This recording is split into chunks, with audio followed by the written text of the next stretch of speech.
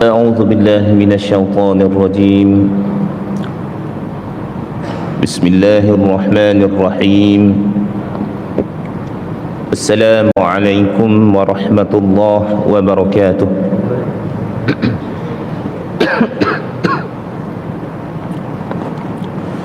الحمد لله رب العالمين،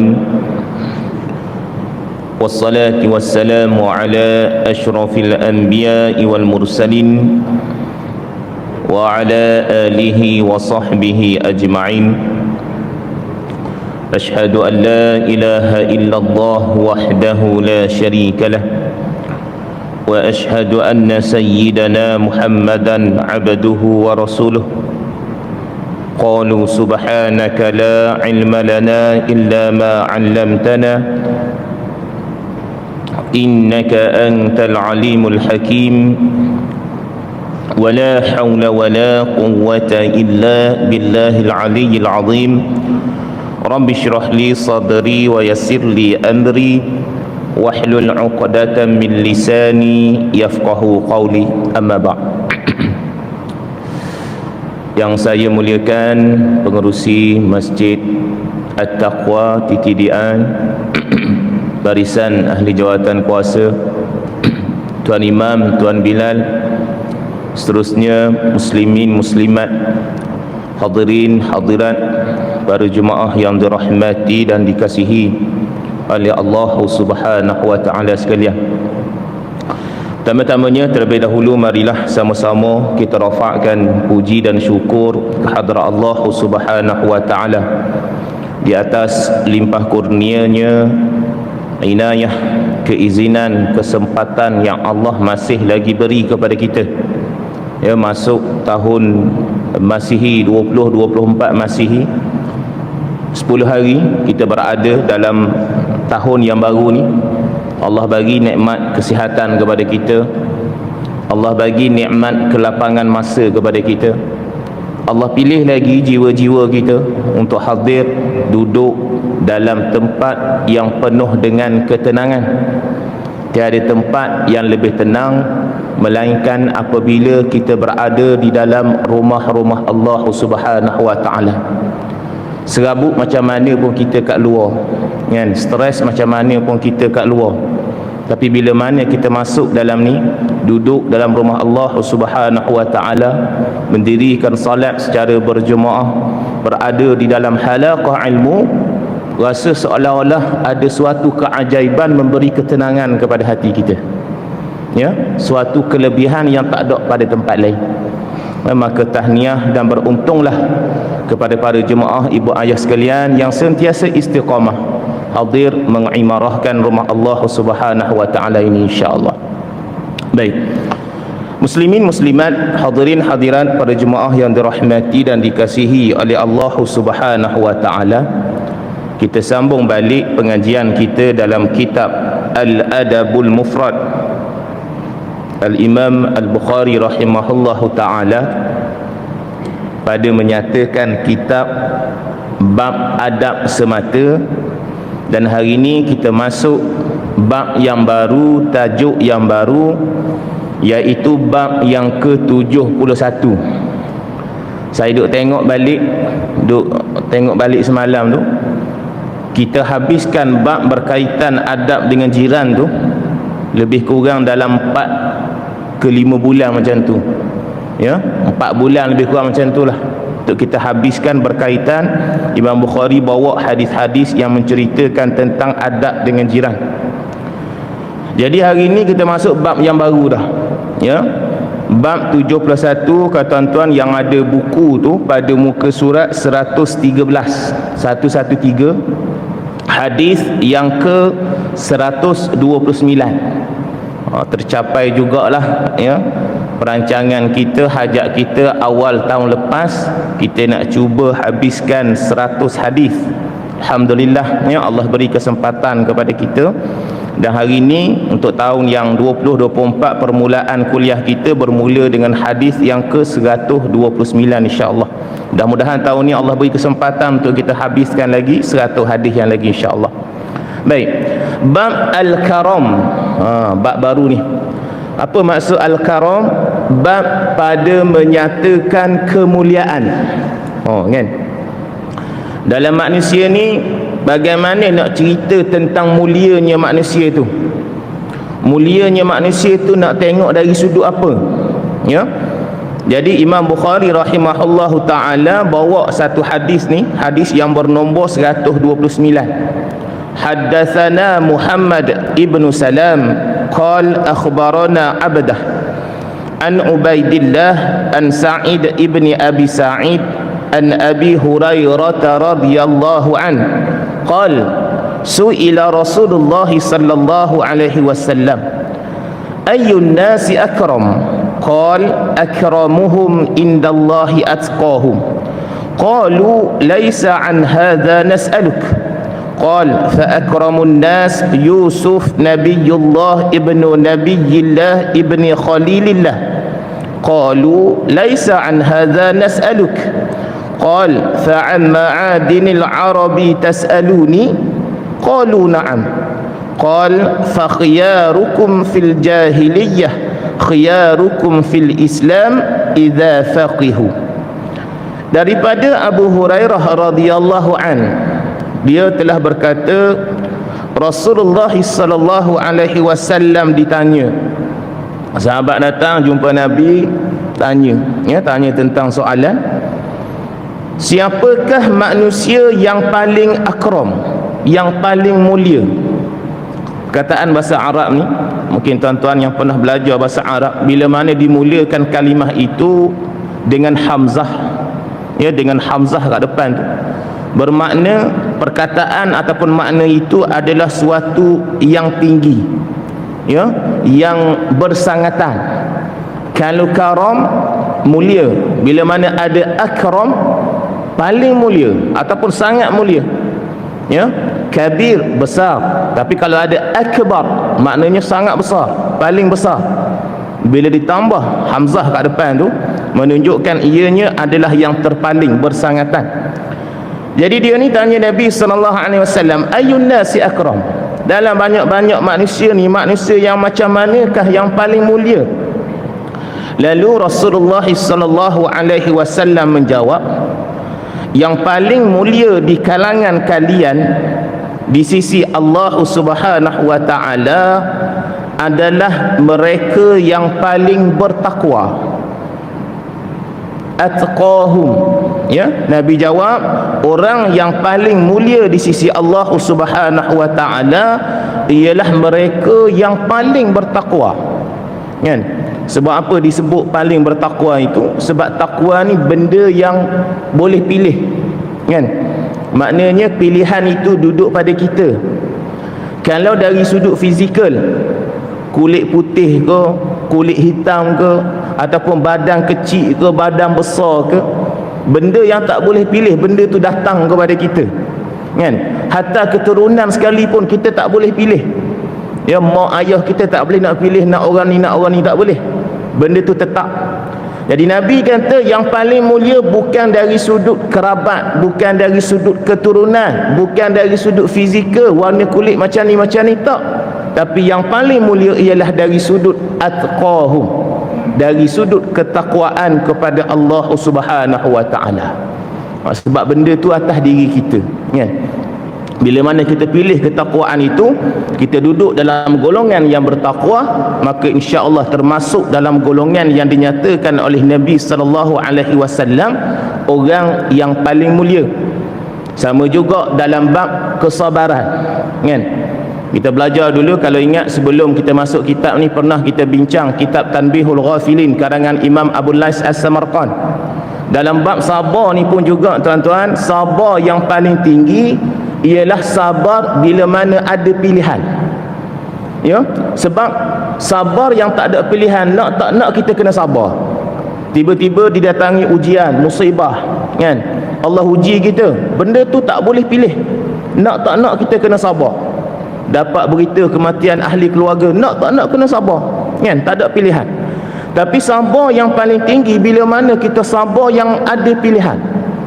Nak datang masjid ke nak pergi tempat lain, ada pilihan. Kita pun sabar diri kita ni, sabar juga walaupun penat, walaupun susah, walaupun sibuk. Ya, kita sabar juga diri kita semata-mata nak melaksanakan amal soleh, melaksanakan ibadah di rumah Allah Subhanahu wa taala. Jadi sabar yang ada pilihan itulah yang paling mulia. Sebab kita boleh pilih. Kalau kita tak nak datang pun kita boleh pilih. Jadi benda yang seperti ini yang dinamakan benda yang paling mulia. Kita pilih benda yang dekat dengan Allah Subhanahu wa taala. Nabi jawab sedemikian. Orang yang paling mulia ialah orang yang bertakwa. Lalu sahabat tanya balik. Para sahabat telah berkata, bukan mengenai ini yang kami tanya, yang kami maksudkan. Ya Rasulullah, kami tanya ni bukan ini, kan? Bukan maksud yang ini. Lalu Rasulullah sallallahu alaihi wasallam menjawab, semulia-mulia manusia adalah Nabi Yusuf alaihi salam, seorang Nabi Allah, anak lelaki kepada Nabi Allah, yakni Nabi Yaqub alaihi salam, anak lelaki keturunan kepada kekasih Allah, yakni Nabi Ibrahim alaihi salam. Bila mana Nabi kata dia ni duk tanya bukan maksud dia yang tadi tu, yang tentang kemuliaan dari sudut ketakwaan. Lalu Nabi duk rasa mungkin dia tanya ni dari sudut keturunan manusia. Ya, keturunan manusia ni siapakah yang paling mulia? Lalu Nabi jawab, antara keturunan-keturunan yang paling mulia ialah keturunan yang ada pangkat Nabi tadi. Kan? Kalau kita tengok Nabi Yusuf alaihi salam, anak kepada Nabi Yaqub alaihi salam, anak kepada Nabi Ishaq alaihi salam, anak kepada Nabi Ibrahim alaihi salam. Keturunannya tu semua nabi. Ya, semua insan dipilih oleh Allah Subhanahu wa taala. Lalu Nabi sallallahu alaihi wasallam menjawab, kalaulah kamu nak tanya dari sudut keturunan, inilah yang paling mulia. Ya, Nabi Yusuf anak kepada Nabi Yaqub, anak kepada Nabi Ishaq, anak kepada Nabi Ibrahim. Lalu para sahabat telah berkata lagi, bukan mengenai ini yang kami tanyakan, yang kami maksudkan. Rupa-rupanya sahabat ni bukan duk tanya hak tu lagi. Lalu Nabi SAW pun tanya balik kepada sahabat tadi, lalu tentang kaum Arabkah yang kalian tanya kepadaku? Sebenarnya yang kamu duk tanya ni adakah mengenai keturunan Arab? Lalu jawab para sahabat, ya Rasulullah sallallahu alaihi wasallam, ya Rasulullah. Ya, itulah yang kami maksudkan. Lalu Nabi sallallahu alaihi wasallam bersabda, maka yang terbaik di kalangan kalian di zaman jahiliyah adalah yang terbaik di antara kalian di zaman Islam jika mereka itu memahami faqih, yakni memahami agama Allah Subhanahu wa taala. Jadi Nabi nak cerita kalau dari sudut orang Arab ni ialah bila mana dulu dia waktu zaman jahiliyah dia orang hebat, orang berketurunan, orang ada nama. Dan bila mana dia masuk Islam, dia juga faqih, dia faham tentang agama Allah Subhanahu wa taala, maka dia nilah termasuk yang paling mulia. Muslimin muslimat, para jemaah yang dirahmati dan dikasihi oleh Allah Subhanahu wa taala. Apa yang nak disampaikan dalam hadis ni? Yang pertama, Nabi SAW nak menceritakan kepada kita yang dilihat tentang kemuliaan itu ialah kemuliaan yang paling utama tadi, yang mula-mula sekali Nabi cerita tadi, iaitu kemuliaan manusia ialah dari sudut ketakwaan, takwa kepada Allah. Nama masjid pun masjid takwa, kan? Takwa kepada Allah, dekat kepada Allah Subhanahu wa taala.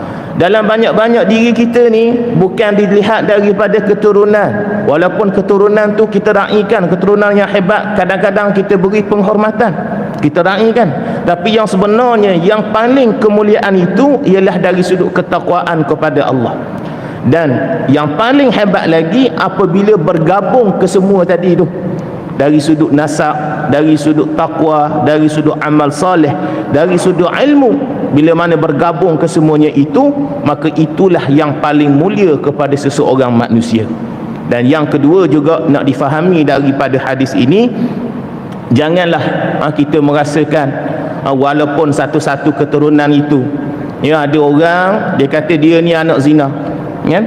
Dia duk rasa diri dia ni rasa tak ada apa sebab lahir daripada anak zina. Kalau berbalik kepada hadis Nabi sallallahu alaihi wasallam, Nabi dah bagi tahu yang paling mulia tu tak payah tengok lagi kalau ada keturunan yang tak elok, sebenarnya tidak memberi masalah.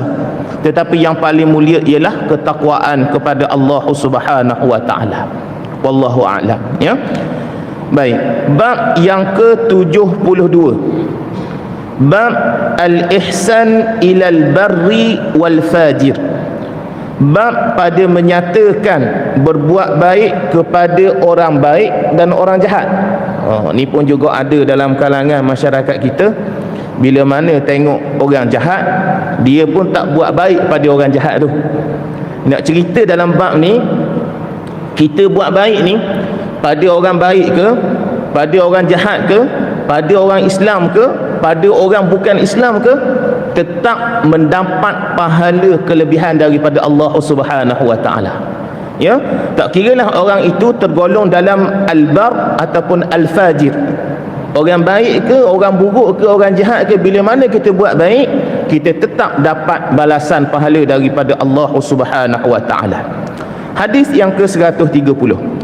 Haddatsana Al-Humaidi qala haddatsana Sufyan qala haddatsana Salim ibnu Abi Hafsah an Munzir Al-Thawri an Muhammad ibn Ali ibn al-Hanafiyah, hal jazaa'ul ihsan ila al-ihsan. Dalam surah Ar-Rahman ayat 60 tu, hal jazaa'ul ihsan ila al-ihsan. Qal hiya musajjalatu lil bar wal fajir. Qal Abu Abdullah qal Abu Ubaid musajjalatun mursalah. Daripada Muhammad ibnu Ali ibnu al-Hanafiyah, yang dimaksudkan ayat tadi, hal jazaa'ul ihsani illal ihsan, maksudnya bukankah balasan bagi kebaikan adalah kebaikan? Kan? Allah tanya dalam ayat tu, bukankah balasan bagi kebaikan adalah kebaikan? Pertanyaan Allah dalam ayat 60 surah Ar-Rahman ni bukan suatu pertanyaan yang perlu kepada jawapan. Kan? Kalau kita ke atas dunia, kalau kita tanya, kita nak jawapan, kita berhajat kepada jawapan.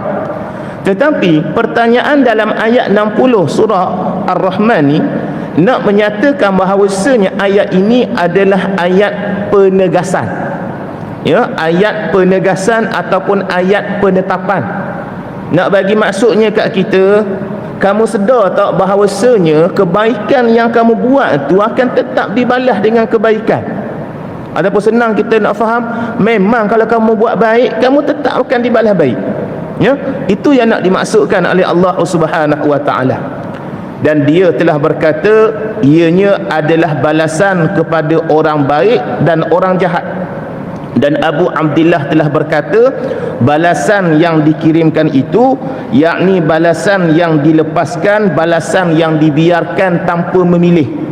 Kan? Bila mana nak buat baik ni dia tak pilih. Tengok orang jahat, tak payah buat baiklah kat dia sebab dia orang jahat. Dia memilih. Jadi yang dimaksudkan tadi, jangan memilih. Bila mana kita buat baik, tetap kita dapat pahala yang terbaik daripada Allah Subhanahu wa taala. Baik. Yang pertama, berkaitan dengan hadis ini, yang nak dimaksudkan di sini tidak ada perbezaan kalau kita buat baik kepada orang Islam atau bukan Islam, ataupun orang baik atau orang jahat. Kebaikan tidak dikira kepada orang itu, tetapi kebaikan yang dinilai ialah dari sudut keikhlasan kita melakukan kebaikan tadi.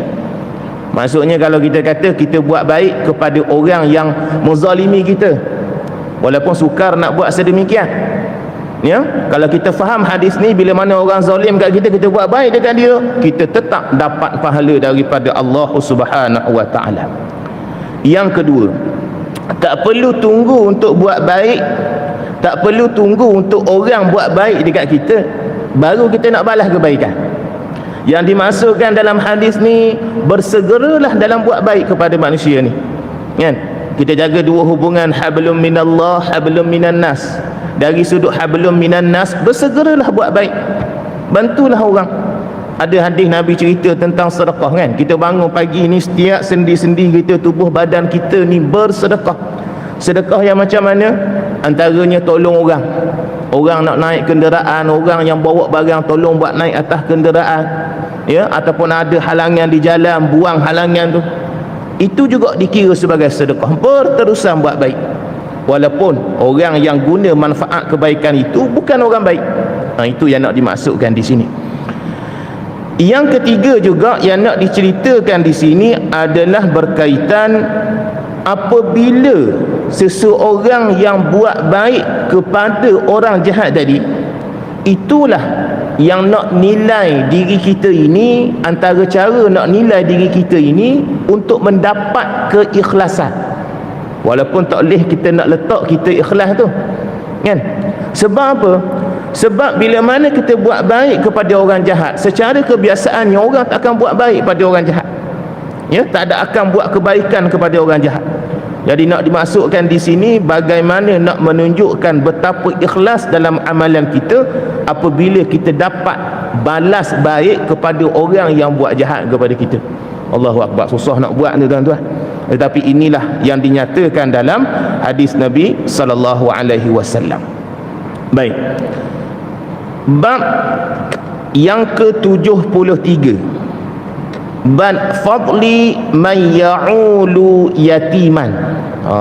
Bab ni pun panjang juga. Mungkin makan bulan lah kot nak habis ni. Bab menceritakan tentang anak yatim ni. Baik. Bab pada menyatakan keutamaan menanggung anak yatim. Hadis yang ke-131. Haddatsana Ismail qal haddatsani Malik an Thawri ibn Zaid an Abi Al-Ghais an Abi Hurairah radhiyallahu an anin Nabi sallallahu alaihi wasallam as-sa'i 'ala al-armalah wal masakin kal mujahid fi sabilillah wa kalladhi yasumun nar wa yaqumul lail. Daripada Abu Hurairah radhiyallahu an, daripada Nabi sallallahu alaihi wasallam, orang yang membantu armalah. Apa maksud armalah ni tuan-tuan? Armalah ni ialah seorang perempuan yang kematian suami.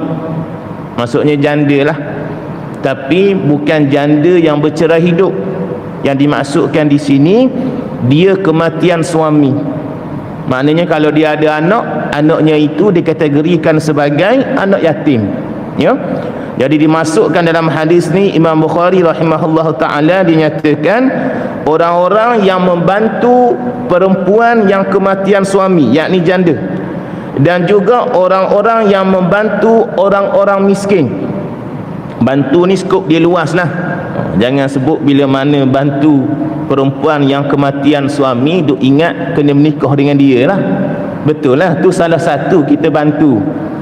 Kalau boleh bantu macam tu, kalau rasa boleh, silakan. Tapi banyak lagi ruang lingkup yang lain yang kita boleh bantu, ya. Jadi Nabi nak cerita kat sini, orang yang bantu seorang perempuan dia kematian suami, dia ada anak, pasti susah lah nak hidup, ya. Hilang kebergantungan ketua keluarga tak ada. Dan juga orang miskin tak ada harta. Jadi bila mana mereka-mereka ni bantu janda tadi dan juga orang-orang miskin, diumpamakan pahalanya itu seperti 3 benda. Yang pertama kata Nabi SAW, kal mujahid fi sabilillah, seperti berjihad di jalan Allah Subhanahu wa taala. Yang kedua, wa kalladhi yasumun nahar, seperti berpuasa pada siang hari. Dan yang ketiga, wa yaqumul lail, dan seperti mendirikan solat di malam hari. Besar tu, ya. Besar sangat pahala, besar sangat kelebihan yang dijanjikan oleh Nabi sallallahu alaihi wasallam.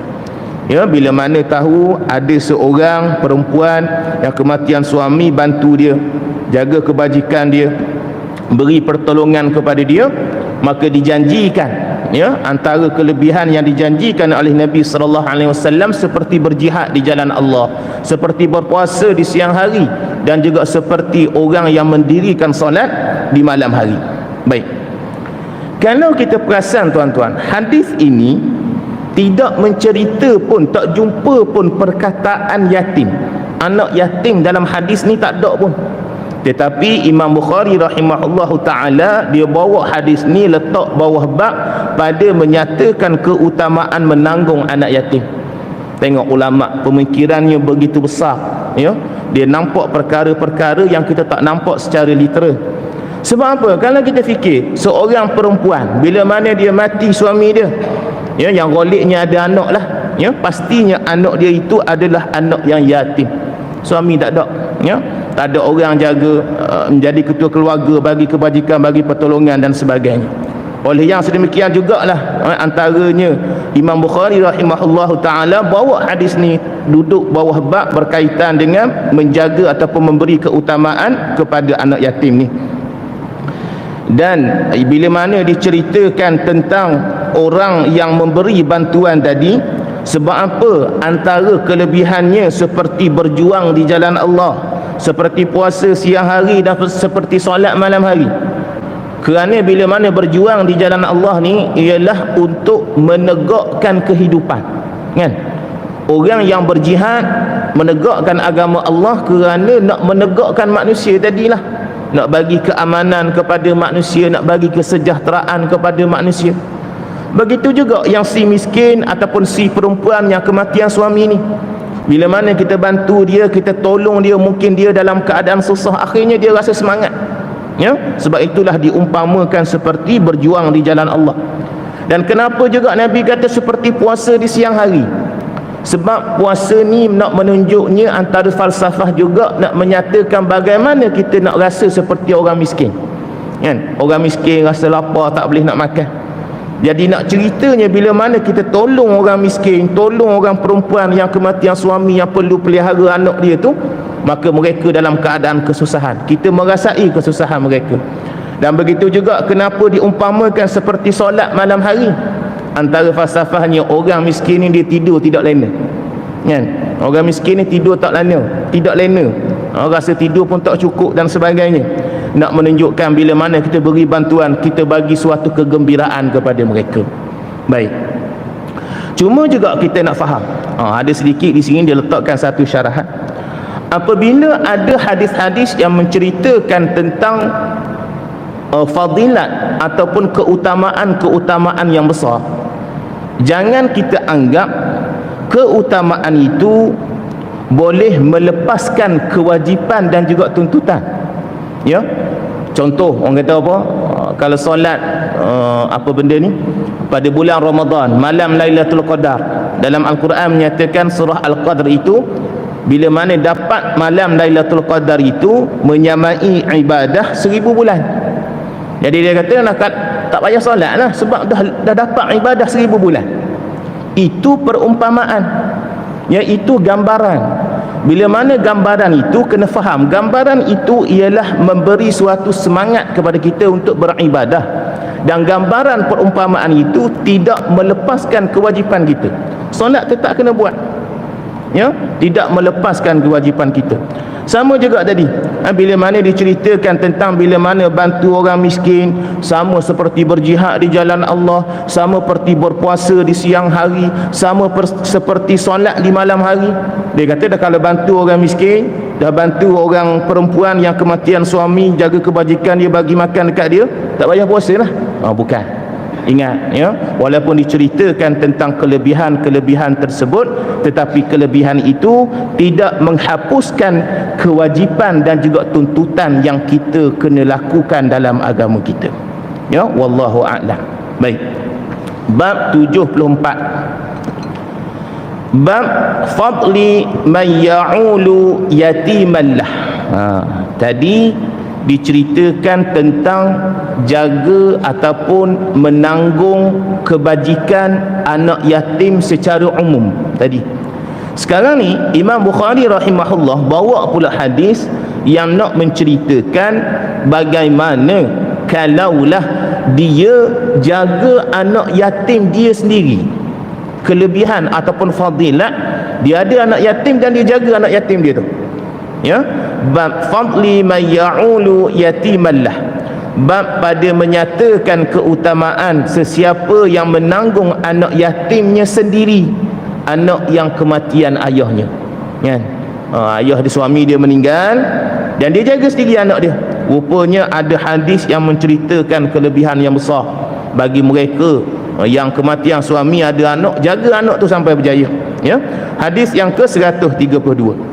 Haddatsana Abul Yaman qala akhbarana Syu'aib an Az-Zuhri qala haddatsani Abdullah ibnu Abi Bakr anna Urwah ibnu Zubair akhbarah anna Aisyah zawjan Nabi sallallahu alaihi wasallam qalat ja'atni imra'atun ma'aha ibnatani laha fasa'alatni falam tajid 'indi illa tamratan wahidah فأعطيتها فقسمتها بين ابنتيها ثم قامت فخرجت فدخل النبي صلى الله عليه وسلم فحدثته فقال من يلي من هذه البنات شيئا فأحسن إليهن كن له سترا من النار.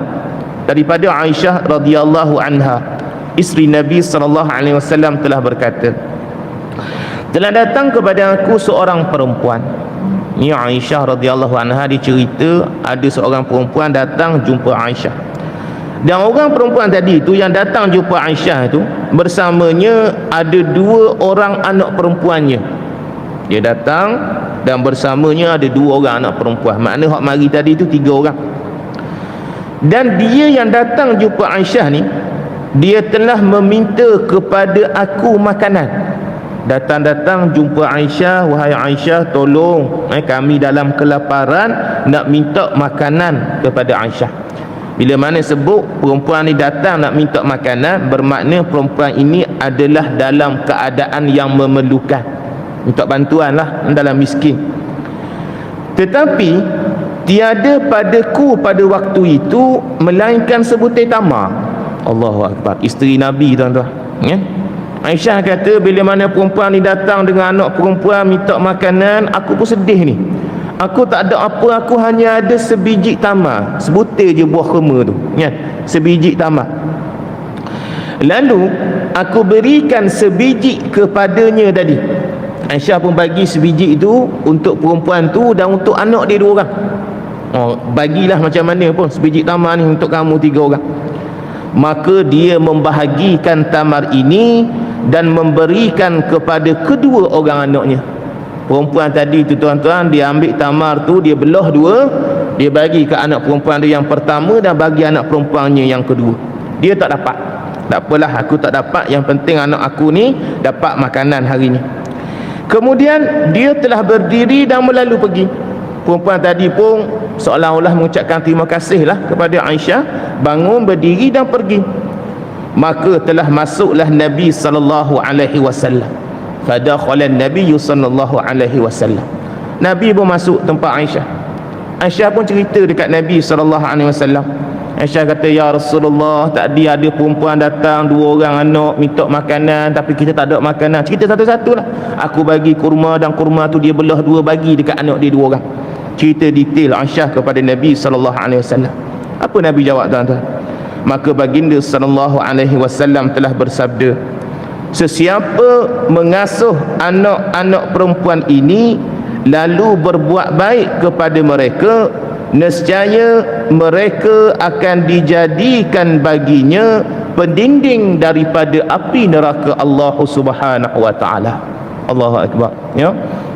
Seorang perempuan kematian suami, tak ada arah dah, dia usaha juga, dia cari kerja juga, dia usaha macam mana sekalipun kerana nak jaga kebajikan anak dia tu. Apa kelebihannya? Nabi kata, nescaya mereka akan dijadikan baginya pendinding daripada api neraka Allah Subhanahu wa taala.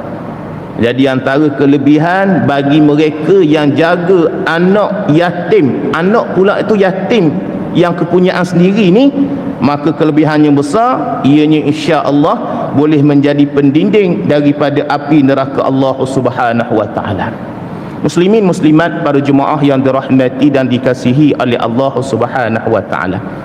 Kalau tuan-tuan dan ibu ayah sekalian ingat balik hadis ni dulu, pernah kita bincang pada muka surat 82 hadis nombor 89 dulu, ya. Imam Bukhari rahimahullahu ta'ala bawa juga hadis ni tapi riwayat yang lain pada hadis yang nombor 89 dulu pada muka surat 82. Cuma pada waktu itu nak menceritakan tentang keutamaan menjaga anak. Kemudian sekarang ni Imam Bukhari bawa pula hadis yang maknanya lebih kurang sama, cuma riwayat yang lain, gurunya yang lain.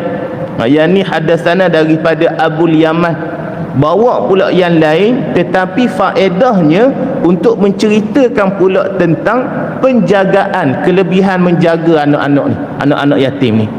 Jadi tengok begitu besar, ya. Dalam satu hadis faedahnya banyak, ya, faedahnya begitu besar bila kita kaji, kita tengok, kita faham yang di sebalik hadis-hadis tersebut. Baik, kita pindah yang seterusnya, bab yang ke-75. Mungkin hadis yang terakhir malam ni, ya. Bab fadli man ya'ulu yatiman min abawih.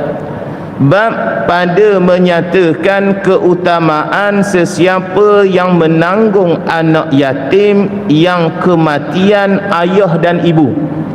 Tadi dia jaga sendiri anak dia, dia ada anak yatim, dia jaga sendiri anak yatim, perempuan jaga anak yatim tu. Sekarang ni bab 75 ni ada seorang tu anak yatim kematian ayah dan ibu. Kalau kita bahasa Melayu panggil yatim piatu lah, ya. Ayah pun mati, mak pun mati, lalu ada orang lain ambil anak yatim tu jaga. Jadi sekarang ni Imam Bukhari bawa hadis yang Nabi SAW nak menceritakan kelebihan orang yang lain tu ambil anak yatim ni jaga. Rupanya kelebihan besar juga, ya. Baik, kita tengok hadis yang ke-133. Haddatsana Abdullah ibnu Muhammad qal haddatsana Sufyan ibnu Uyainah an Safwan qal haddatsatni Unaisah an Ummi Sa'id binti Murrah al-Fihri an abiha anin Nabi sallallahu alaihi wasallam ana wa kafilul yatim fil jannah kahatain atau kahadhihi min hadhihi syakka Sufyan fil wusta wallati talil ibham. Daripada Ummu Sa'id binti Murrah al-Firri, daripada ayahnya yakni Murrah al-Fahri ibnu Amr radhiyallahu an, daripada Nabi sallallahu alaihi wasallam, aku dan orang yang memelihara menanggung anak yatim berada di dalam syurga seumpama dua jari ini. Nabi tunjuk, ya, Nabi tunjuk, Nabi kata aku ni dengan orang yang ke atas dunia ni dia jaga anak yatim yang bukan anak dia ni, mungkin anak saudara dia ke, ataupun mungkin anak orang lain yang kematian suami isteri, dia jaga elok-elok, jaga kebajikan sampailah dia balik. Nabi kata orang tu dengan aku dekat syurga macam ni. Nabi tunjuk dua jari, ya. Atau bagaikan ini dari ini, ataupun nak dimasukkan juga sama ada macam ni ataupun daripada ni nak pergi ke sini. Ni nak pergi ke sini ni maksudnya dekat lah, ya. Jadi Nabi dengan orang yang jaga anak yatim ni di hari akhirat di dalam syurga Allah Subhanahu wa taala, Nabi nak gambarkan dia dekat, kan? Jari telunjuk dengan jari tengah ni dekat, ya. Begitu dekat tempat dengan Nabi sallallahu alaihi wasallam. Dan telah meragui Sufyan mengenai jari tersebut sama ada jari tengah dan jari telunjuk. Ada pula daripada Sufyan, dia kata dia pun kadang-kadang ragu sama ada Nabi kata tu sama ada daripada jari ni ke jari ni ataupun jari telunjuk ke ibu jari. Maknanya dekat lah, cuma tak tahu mana satu, lebih kurang macam tu lah yang dimaksudkan oleh Sufyan. Ini Nabi bagi tahu kelebihan bila mana dia tahu ada seorang tu anak yatim, mati mak, mati ayah, yatim piatu lah, susah sungguh, ya. Tak ada orang tempat bergantung, aksiden, kemalangan dan sebagainya, wallahu a'lam. Dia pun ambil jaga. Dan Nabi kata, Nabi jamin bila mana orang ni jaga betul-betul, dia dengan Nabi SAW dalam syurga ni dekat. Bayangkan tuan-tuan, dekat dengan Nabi SAW. Syurga tu mulia dah, kan? Tempat destinasi terakhir yang kita nak tuju. Boleh masuk syurga pun alhamdulillah, Allahu akbar, satu nikmat besar. Duduk dalam syurga pula dekat dengan Nabi sallallahu alaihi wasallam. Allahu akbar. Ya, begitu besar. Begitu besar pahala kelebihan yang dijanjikan ya oleh Nabi sallallahu alaihi wasallam. Dan kenapa Nabi menceritakan dekat macam ni? Sebab ada juga syarah yang menceritakan nak menunjukkan antara ini jari tengah ni lebih tinggi daripada jari telunjuk. Bila mana tengah tu lebih tinggi, nak menunjukkan seolah-olah ni Nabi duduk tempat tinggi. Dan orang yang jaga anak yatim dengan baik tadi, dia rendah sikit je daripada Nabi sallallahu alaihi wasallam. Duduk dalam syurga tu dekat dan kedudukan dia sikit je rendah daripada Nabi sallallahu alaihi wasallam. Maknanya begitu besar, begitu hebat, begitu lebih kelebihan yang diberikan kepada mereka yang menjaga anak yatim ni. Baik. Faedah hadis yang ke-133 ni. Yang pertama, anjuran agar mengurus anak yatim dan hartanya, dan bahawa hal ini merupakan antara asbab seseorang boleh masuk ke syurga Allah Subhanahu wa taala. Jadi dalam banyak-banyak amalan, antara amalannya adalah apabila menjaga anak yatim ini merupakan sebab untuk masuk syurga Allah Subhanahu wa taala. Jadi kita berhenti dulu pada hadis yang ke-133 ni berkaitan dengan fadilat kelebihan untuk menanggung orang-orang yang mempunyai anak yatim ni. Ada 2-3 lagi syarahan tu, insya-Allah kita sambung untuk kuliah yang akan datang. Wallahu taala alam. Aqulu qawli hadza wa astaghfirullahal azim li wa lakum.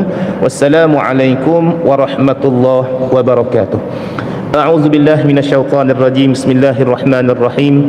الحمد لله رب العالمين، والصلاة والسلام على أشرف الأنبياء والمرسلين وعلى آله وصحبه أجمعين. اللهم زدنا علما وارزقنا فهما. اللهم أرنا الحق حقا وارزقنا اتباعه، وأرنا الباطل باطلا وارزقنا اجتنابه. وصلى الله على سيدنا محمد وعلى آله وصحبه وسلم، والحمد لله رب العالمين. تقبل الله منا ومنكم.